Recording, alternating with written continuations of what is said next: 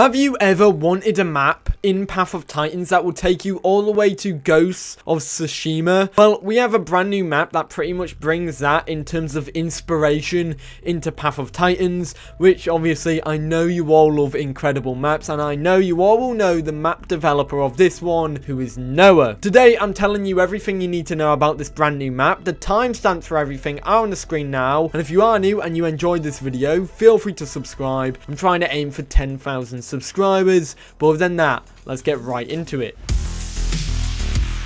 So, what is this map? Well, this map is a very small map at that, something that I believe is aimed to be either a deathmatch map or a chill map. In fact, I do believe the lead developer, or the developer of the map, Noah, did say that this is a chill-based map. The size of the map is a 2 km by 2 km map, so it will take roughly about 15 minutes to pretty much explore the full map with a Latin of Venatrix. However, it's just very good if you want to chill overall and just have a map where you can just sit with people, relax, chill, and all that. That being said, Aedis is the name of this map, and it's a very, very lovely map. The specific inspiration for Aedis, now I do apologize if I do get this wrong, but I believe it's going down a Japanese or Chinese inspired route in terms of the structures, the environment, and all that. With a bunch of temples, it has shrines, it has villages, and a cherry blossom tree hidden in the map, which I definitely recommend you go and find because it's absolutely beautiful. But there is a whole bunch more in this map as well,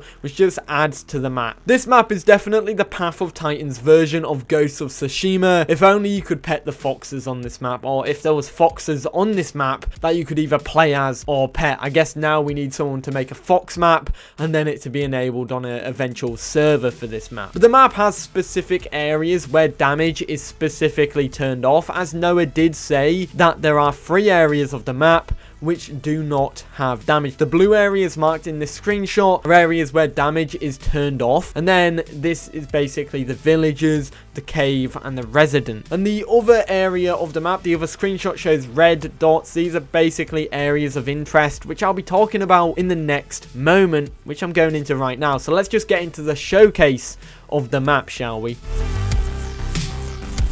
The first area on this map that I want to showcase is the cave and the center. Now, these are technically 2 separate areas, but they're very close to each other. So the center of the map is Lonely Shrine, surrounded by a thick field of what looks like poppies. The shrine itself is further surrounded by bamboo, and then it's surrounded again by a moat, which is full of water, and a little bridge from both directions, I think north and south, to go into the shrine. Of course, you have the shrine itself, which you've got 2 arches leading to the entrance. Then you have the shrine, which is absolutely beautiful, and what you can see on the roof, there are 4 dragons. Now, that is a common theme. There are a lot of dragons hidden in this map, and I definitely think there's probably more than what I've found. The cave is next. This place is called the Dragon's Bell. Now, at first I thought it was called the Dragon's Cave or the Dragon's Lair, but no, it is called the Dragon's Bell. And that's because, well, aside from the huts that are in it, there is a absolutely massive bell which is designed around dragons and has dragons basically based around that bell. You cannot ring the bell, sadly. However, it's an absolutely beautiful structure in my opinion. Once again, it has a lot of dragons on it, and there's also another structure which is near the huts, which is kind of like a shrine or a tower or a pole, which has dragons coming out of it as well, which looks, I just love the design. Whoever's made these designs, fair play to you, because they're absolutely beautiful, and it just makes this map a whole bunch more, whole. What do you guys think about the cave and the center? Let me know in the comments down below.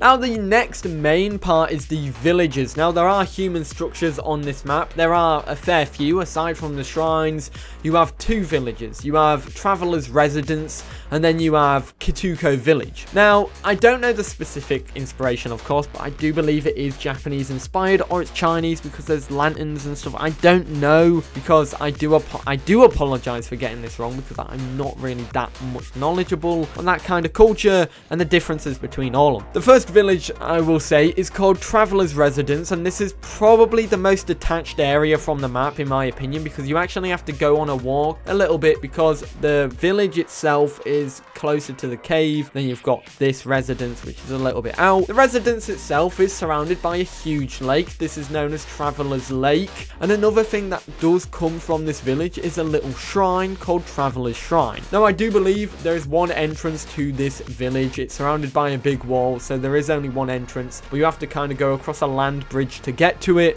which is not too bad. Once you are in the village, be wary that this is an area where combat is not allowed and combat is disabled in this area, so bear that in mind. Another thing I will add is that there is a home cave in this village. Personally, I love this village. I love the walls, I love the big residence, I love the structures, I love it so much. And another thing I love is Kotoku Village, which is the biggest village on the map. Now, the sad thing here is that you cannot actually go in the houses, you can't go into the buildings, you can't explore them. However, you can kind of walk around them and stuff like that. There is a marketplace for you to gather in. Now, another thing, this is also a place where you cannot go into combat and you can't take damage in this area as well, so bear that in mind. There's a wide range of different structures as well, obviously following that same theme, but they're all built slightly differently, which overall is pretty nice. This area is obviously got a home cave as well, so do bear that in mind. Another thing to bear in mind is that the home caves do not look different. You know, you can't go into a home cave and then it look like a Japanese house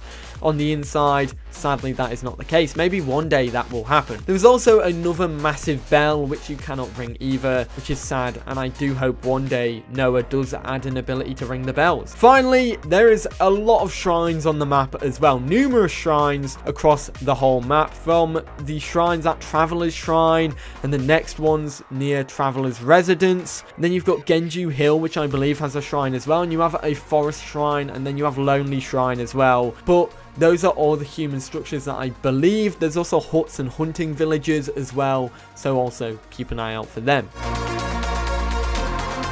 Now, there are some extra stuff on the map which I'm going to quickly go over. There's a cherry blossom tree which is hidden deep within the forest of the map. If I have a screenshot of it, I will get it. There's a massive shrine outside the map borders on the top of the cliffs overlooking the whole map.